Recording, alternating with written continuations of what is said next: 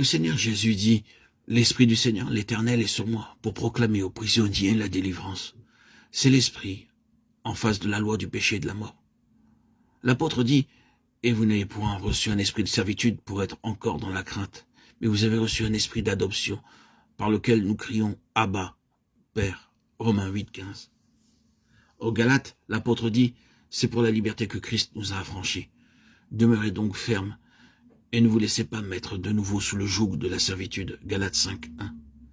L'apôtre dit en outre aux mêmes gens, « Nous étions sous l'esclavage de la loi, mais Christ est venu faire face à notre état d'esclave de la loi. » 4, 3 à 5. Il y a ces paroles si familières qui se trouvent dans la lettre aux Hébreux. Ainsi, il délivre tous ceux qui, par crainte de la mort, étaient toute leur vie retenus dans la servitude. Hébreux 2, 15. Que signifie par crainte de la mort? Si vous considérez le contexte dans la lettre aux Hébreux, il est parfaitement clair qu'il s'agit de la crainte de la conséquence qui résulte de la violation de la loi. Cette lettre fait entièrement face à la loi, et ces Juifs savaient très bien ce qu'était la sanction pour avoir violé la loi. Par la lecture d'incidents consignés dans l'Ancien Testament, nous savons ce que cela signifiait pour des gens qui violaient la loi. Dans certains cas, ils étaient pris, lapidés. C'était la mort. Et ainsi, la loi était comme une épée suspendue au-dessus d'eux. Ils vivaient dans cette crainte et cette terreur de violer la loi et d'encourir ainsi la mort.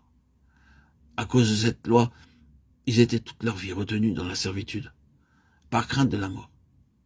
Mais écoutez les paroles de cet autre passage. La crainte n'est pas dans l'amour, mais l'amour parfait bannit la crainte. 1 Jean 4, 18. Oh, combien c'est vrai. Qu'est-ce donc cette muraille? Eh bien, dans sa condition de ruine, elle signifie que quelque chose s'est produit pour causer la mort. Ce quelque chose est un règne de loi qui ne pouvait pas être satisfait. Le créancier ne pouvait pas être apaisé ni satisfait. La loi était le créancier. Enfreignez la loi et vous entrez dans l'esclavage, dans la servitude. Se trouver sous ce terrible fardeau de la loi, c'est la mort. La mort à l'égard de tout, la mort tout en vivant. Donc, rebâtir la muraille signifie simplement que, d'une certaine manière, un témoignage se rétablit. Le témoignage que le peuple du Seigneur est un peuple libre, que le créancier est complètement remboursé et renvoyé à ses affaires, qu'il est satisfait. Cela signifie que la mort a été détruite, l'esclavage brisé.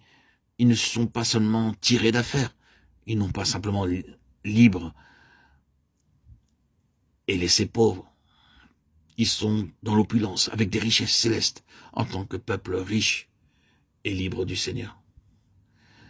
Ne convenez-vous pas qu'il y a aujourd'hui, parmi le peuple de Dieu, la nécessité de recouvrer quelque chose de semblable? Que ce soit la loi de l'Ancien Testament ou celle du Nouveau, un très grand nombre de gens ne jouissent pas de la liberté de la vie dans l'esprit.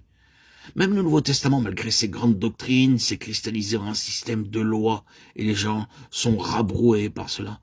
Le fondamentalisme est comme cela. Le fondamentalisme en tant que tel peut devenir simplement un autre système de loi, sans vie.